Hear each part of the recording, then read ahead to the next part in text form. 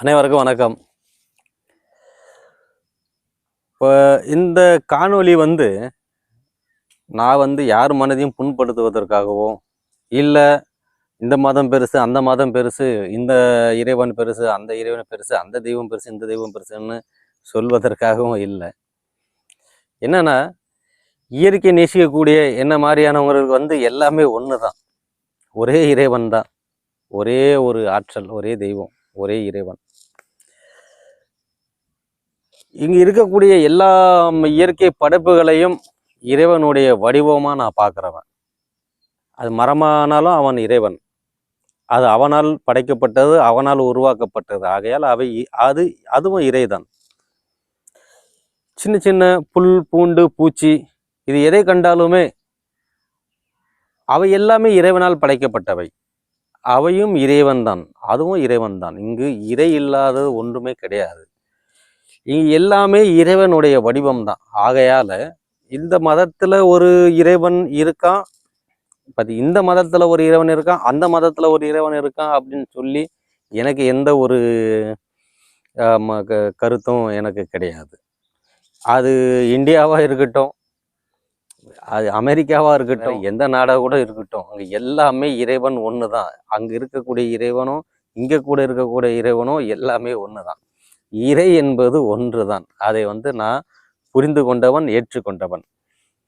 அப்போ மற்றது நீங்கள் இந்த மாதிரி பல தெய்வங்களை வச்சு கும்பிட்டு இருக்கீங்க அப்படின்னு சொல்லி கேட்கும்போது, அதை எனக்கு என்னுடைய நண்பர் ஒருத்தர், பாஸ்டர், அவர் கிறிஸ்தவ மதத்தை பின்பற்றக்கூடிய பாஸ்டர், ரொம்ப நல்ல நண்பரும் கூட.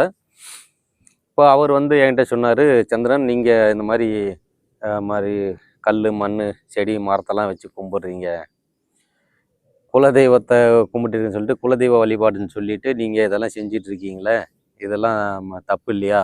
நீங்கள் எல்லா வல்ல இறைவனை ஏற்று வர வேண்டியதானே, நீங்கள் நம்ம கூட வந்துருங்க, நீங்கள் சொன்னார் இயேசுவில் வந்துருங்க, கர்த்தருக்குள்ளே வந்துருங்க அப்படின்ட்டு. நான் ஏற்கனவே இறைவனுக்குள்ளே தான் இருக்கிறேன். நான் இறைவனுக்குள்ளே இருக்கிறேன், இறைவன் எங்குள்ளே இருக்கிறவங்கிறத நான் புரிந்து கொண்டவன், அதை உணர்ந்து கொண்டவன். அப்போ இப்படி சொல்லும்போது, நீங்கள் என்ன நல்லா படிச்சிருக்கீங்க, உங்களுக்கு நல்ல விவரம் தெரிஞ்சவங்க, இது போல் மூட நம்பிக்கையில் போகலாமா, அறிவு இல்லாமல் போகலாமா அப்படின்ட்டு நான் திரும்பவும் ஒரு விஷயத்த பதிவு பண்ண இங்கே விரும்புகிறேன். இந்த காணொலி மூலியமாக எல்லாருக்குமே ஒரு பதிவாகவே நான் சொல்லிடுறேன் என்னுடைய கருத்தை. எனக்கு அறிவுலாம் கிடையாது, சுத்தமாக கிடையாது. எனக்கு அறிவுங்கிறது ஒன்றுமே கிடையாது. எனக்கு உணர்வு மட்டும்தான் இருக்குது. நான் மனிதன், எனக்கு மனித தன்மையில் இருக்கக்கூடிய உணர்வு இருக்குது, உணர்தல் இருக்குது. அதை கொண்டு நான் பயணிச்சிட்ருக்கேன். எனக்கு அறிவு சுத்தமாக கிடையாது. நான் அறிவில்லாதவன், ஆனால் உணர்வு உள்ளவன். என்னுடைய உணர்வை கொண்டு எனக்கு வெளிப்படுத்தக்கூடிய விஷயங்களை நான் நம்புகிறேன். அந்த நம்பிக்கையில் ஏற்படக்கூடிய செயல்களை நான் செஞ்சிட்ருக்கேன். மற்ற எந்த மதத்தையும் பின்பற்றி நான் எந்த காரியத்தையும் நான் செய்கிறதில்லை, எந்த சடங்குகளையுமே நான் செய்கிறதில்ல. நான் குலதெய்வ வழிபாட்டை நான் செய்கிறேன். குலதெய்வம்னா என்னுடைய முன்னோர்களுங்கிறத நான் புரிஞ்சுக்கிட்டேன். நான் இங்கே இருக்க என்னுடைய முன்னோர்கள் காரணமாக இருந்தார்கள். அவர்களை நான் மகிமைப்படுத்துகிறேன். அவர்களை மகிமைப்படுத்துவதால் நான் நல்லா இருக்கேன். அதை நான் 4 பேருக்கு நான் சொல்கிறேன்.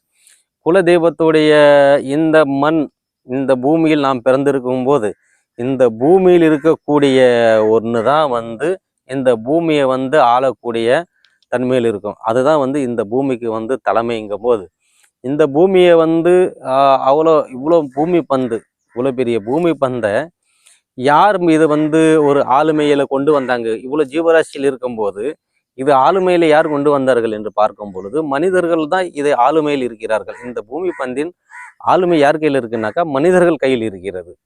இவ்வளோ ஜீவராசிகள் இருக்கும் பொழுது அவை எல்லாத்தையும் வெற்றி கொண்டு, அந்த ஜீவராசிகளை வெற்றி கொண்டது மட்டும் இல்லாமல் அந்த ஜீவராசிகளை தன்னுடைய அடக்கத்தின் கீழ் வைத்து அதை ஆளக்கூடிய தன்மை மனிதர்களிடத்தில் இருக்கும் பொழுது, இந்த மண்ணுடைய ஒரு ஆளுமை யாருன்னு பார்த்தா மனிதர்கள். அந்த மனிதர்கள், ஆதி மனிதர்கள், இந்த இயற்கையை புரிந்து கொண்டு, இந்த இயற்கையை நேசித்து, இந்த இயற்கையோடு இணைந்து, அவைகளுக்கு தீங்கிழைக்காமல், அவைகள் இவர்களை தீங்கிழைக்காமல், ஒவ்வொன்றாக ஒன்றில் ஒன்று கலந்து அந்த உணர்வுகளில் வாழ்ந்த அந்த முன்னோர்கள், அந்த பெரியவர்களை குலதெய்வமாக நம்ம வழிபட்டுட்டு வரோம். அதை உணர்ந்த பின்பு அவர்களை வழிபடுகின்றேன். அவர்களுடைய அந்த நல்ல குணங்கள், அந்த ஆற்றல் நமக்கு சேரணும் அப்படின்னு சொல்லிட்டு அந்த எண்ணத்தில் செய்யும் பொழுது அவர்களுடைய ஆற்றல் நமக்கு வருது, நல்லது கெட்டது தெரிய வருது. ஆகையால் நான் வந்து அதை வந்து தொடர்ந்து செஞ்சுட்டு வரேன். மற்றபடி அவதாரங்கள் அங்கிருந்து குதிச்சா இங்கிருந்து விழுந்தா இதெல்லாம் நமக்கு தெரியாது. அதை நான் வந்து செய்கிறவங்களை பற்றி நான் குறை சொல்லவும் கிடையாது.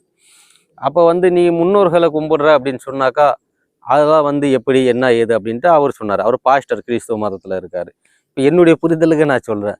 நான் இயேசுக்குள்ள நான் பைபிளில் கொஞ்சம் கொஞ்சம் அப்படி படிச்சிருக்கேன். அதில் என்னுடைய படிதலுக்கு இப்போ படித்த வரைக்குமே இயேசுநாதர் அவருடைய வாயிலிருந்து வந்த வார்த்தைகள்லாம் வந்து இறைவா கடவுளே அப்படி இப்படின்னு சொல்லிட்டு அவர் கும்பிட முறையில் பரலோகத்தில் இருக்கும் எங்கள் பரமபிதாவே, பரலோகத்தில் இருக்கும் எங்கள் பரமபிதாவே, என் தந்தையே, என் பிதாவே அப்படின்னு சொல்லிட்டு அவர் ஒவ்வொரு நேரத்திலையும் அவர் வாயில் இருந்த வார்த்தைகள் இவை தான். பிதாவே தந்தையே அப்படின்னு சொல்லி தான் அவர் வழிபட்டிருக்காரு. என் தந்தை, என் பிதா, அதாவது பரலோகத்தில் இருக்கும் எங்கள் பிதா. அவருடைய கஷ்ட காலத்திலையுமே அவருடைய பிதாவை தான் கும்பிட்டாரு. அவருடைய நல்ல காலத்தில் அவர் பிதாவை தான் சொன்னார். அவர் மக்களுக்கு போதித்ததும் அவருடைய பிதாவை, அவருடைய தந்தையை கும்பிட சொல்லி தான் சொன்னார். அதாவது அவர் ஒரு பெரிய ஒரு அவதாரம் ஒன்று இருக்குது, அதை கும்பிடுங்கன்னு சொல்லலை. அவர் வந்து அவருடைய பிதாவை தான் கும்பிட்டாரு. ஆகையால் என்னுடைய புரிதலுக்கு தகுந்த மாதிரி பார்க்கும்போது இயேசுநாதருடைய குலதெய்வ வழிபாடு தான் செஞ்சுருக்காரு அப்படிங்கிற நான் வந்து என்னுடைய கருத்து இது. நான் என்னுடைய புரிதலுக்கு நான் பைபிளில் படித்த வரைக்கும் எனக்கு தெரிஞ்சது இயேசுநாதரே அவருடைய பிதாவை, அவருடைய தந்தையை தான் வழிபட்டிருக்காரு.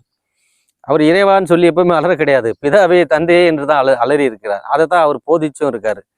அதை கும்பிட்டவர்களும் எல்லாருமே வந்து ஏதோ அற்புதமான ஒரு கடவுளை கும்பிட்டாங்கன்னா கிடையாது. அவர்களும் பரலோகத்துக்கு பரமபிதாவின்னு கும்பிடும்போது ஒவ்வொருத்தரும் பரலோகங்கிற ஒரு இறந்த பின்பு அவர்கள் ஒரு ஆற்றல், அவர்களுடைய ஒரு ஒரு மாதிரியான ஒரு டைமென்ஷனில் போகும்போது அந்த பரிணாமத்தில் இருக்கக்கூடிய அவருடைய தந்தையை அவர் வந்து அழைக்கிறார், அவர் அதை வழிபடுகிறார். ஆகையால் இங்கே இந்த பாஸ்டர் ஐயா எனக்கு என்ன சொன்னார் இல்லையா, நீங்கள் குலதெய்வ வழிபாடு மூட நம்பிக்கையில் இருக்கீங்களே அப்படின்னு சொல்லிட்டு, ஐயா என்னுடைய புரிதலுக்கு நீங்கள் வழிபடக்கூடிய இயேசுநாதர் ஐயாவே அவருடைய தந்தையே பரமபிதாவை தான் கும்பிட்டுருக்காரு.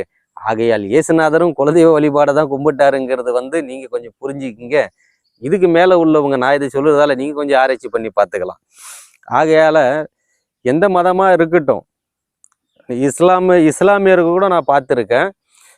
இப்போ அவர்கள் வந்து அவர் தர்கான்னு சொல்லிட்டு வச்சுருக்காங்க. அவர்களுடைய சிறந்தவர்கள் அங்கு புதைக்கப்பட்ட பிறகு அந்த தர்காவில் வந்து அவர்களை வந்து வழிபடுகிறார்கள். அவர்களுடைய ஆற்றல், அவருடைய ஆன்மா அங்கே இருந்து வரக்கூடிய பிள்ளைகளை காப்பாற்றுகிறது என்று சொல்லிட்டு இஸ்லாமியர்களும் அந்த குலதெய்வ வழிபாடு மாதிரி செஞ்சிட்டு இருக்காங்க. அவங்களும் வந்து வருஷத்துக்கு ஒரு முறை வந்து அவருடைய அந்த பிதைக்கப்பட்ட இடுகாட்டுக்கு சென்று அவங்க கபரஸ்தான் சொல்லுவாங்க. அந்த கபரஸ்தானில் இருக்கிற அந்த இதெல்லாம் அலங்கரித்து பூக்களால் அலங்கரித்து அவர்களுக்கு மரியாதை செலுத்துகிறாங்க. கிறிஸ்தவத்திலையும் என்ன செய்கிறாங்க அப்படின்னா, வருடத்தில் ஒரு முறை கல்றை திருவிழான்னு சொல்லிட்டு ஒவ்வொரு கல்றையும் அதை சுத்தப்படுத்தி அதுக்கு வர்ணம் பூசி மலர் வளையமெல்லாம் வைத்து அந்த கல்றை திருவிழாவை ஜெகஜோதியாக கொண்டாடுவாங்க. பாண்டிச்சேரியில் கல்றை பக்கத்தில் எங்கள் வீடு இருந்தது, நான் அதெல்லாம் பார்த்துருக்கேன். அவ்வளோ அழகாக அலங்கரித்து அவ்வளோ சிறப்பாக ஒரு கல்றை திருவிழா நடத்துவாங்க.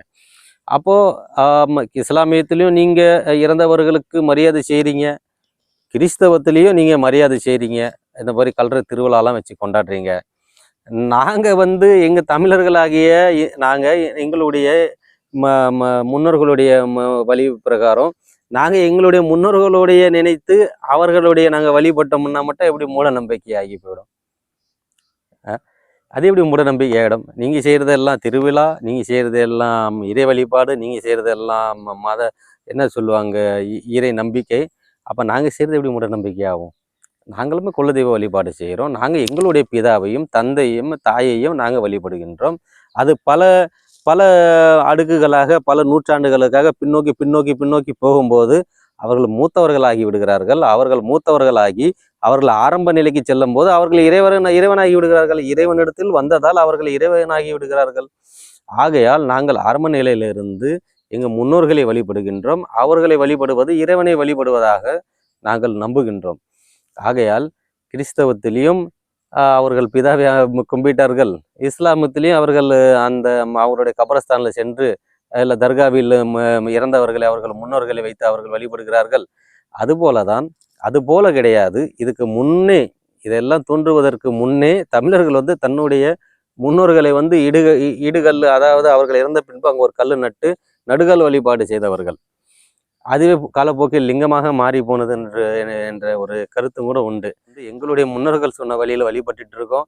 ஆக எல்லாருமே சேர்ந்து ஒரே மாதிரியான வழிபாடு தான், ஒரே இறைவனை தான் வழிபட்டுட்டு இருக்கோம். ஆனால் காட்சிகளும் அந்த சடங்குகளும் வெவ்வேறையாக இருக்குது. ஆகையால் ஒவ்வொருத்தர் குறை சொல்லாதீங்க. உங்களுக்கு தெரிஞ்சதை நீங்கள் செஞ்சது சந்தோஷமாக இருங்க. எங்களுக்கு தெரிஞ்சதை நாங்கள் செஞ்சுக்கிட்டு சந்தோஷமாக இருக்கிறோம். சந்தோஷமாக இருக்கிறத நாங்கள் அனுபவத்தால் புரிந்த பின்பு வரக்கூடிய சந்ததிகளுக்கு குலதெய்வ வழிபாடு செய்யுங்கன்னு சொல்லிட்டு அதை நாங்கள் அடுத்த தலைமுறைக்கு சொல்லி கொடுத்துட்ருக்கோம். இதுதான் வந்து எங்கள் குலதெய்வத்துடைய மகிமை. ஆகையால் எல்லாருமே இந்த காணொலியை பார்க்கின்ற எல்லாருக்கும் ஒரு குலம் இருக்கும், குலதெய்வம் இருக்கும். உங்களுடைய முன்னோர்கள் குலதெய்வத்தை நீங்கள் கட்டாயமாக நீங்கள் இருக்கிற இடத்துல இருந்து வழிபடுங்க. அதாவது உங்கள் வீட்டு பக்கத்தில் உங்கள் குலதெய்வ கோவில் இருந்தால் அங்கே சென்று அவர்களை வழிபடுங்க. இந்த காலம் குலதெய்வ காலம். இந்த மண் மனிதர்களுடைய ஆட்சியில் இருக்கிறதால மனிதர்களுக்கு முன்னோனாக இருந்தவனுடைய ஆட்சி தான் இன்னும் நடந்துட்டு இருக்கு. அதாவது நம்மளுடைய மூத்தவர்கள், நம்முடைய முன்னோர்களுடைய ஆட்சி தான் இந்த மண்ணில் நடந்துட்டு இருக்கு. அவர்கள் நம் கண்ணுக்கு தெரிவதில்லை. அவர்கள் காலத்தின் பின்னோக்கி கடந்த காலத்தில் இருக்கிறார்கள். நாம் நிகழ்காலத்தில் இருக்கோம். வருங்காலத்தில் நமக்கு பின் வரக்கூடிய பிள்ளைகள் இருப்பார்கள். ஆகையால் இந்த முக்காலத்திலையும் இருக்கக்கூடியது நாம தான். நம்மளை வழிபட்டுட்டு இருக்கோம். அவ்வளோதான். நம்ம குலதெய்வத்தை வழிபடுங்கிறது நம்மளை வழிபட்டுட்டு இருக்கோம். நம்ம பின்னாடி வரக்கூடிய நம்ம பிள்ளைகளை நம்ம வந்து வலிமையாக்கிக்கிட்டு இருக்கோம். இதை புரிஞ்சுக்கிட்டு எல்லாருமே குலதெய்வ வழிபாடு செய்யுங்க, சிறப்பாக இருங்க. இதை தான் நான் கேட்டுக்கிறேன். நன்றி, வணக்கம்.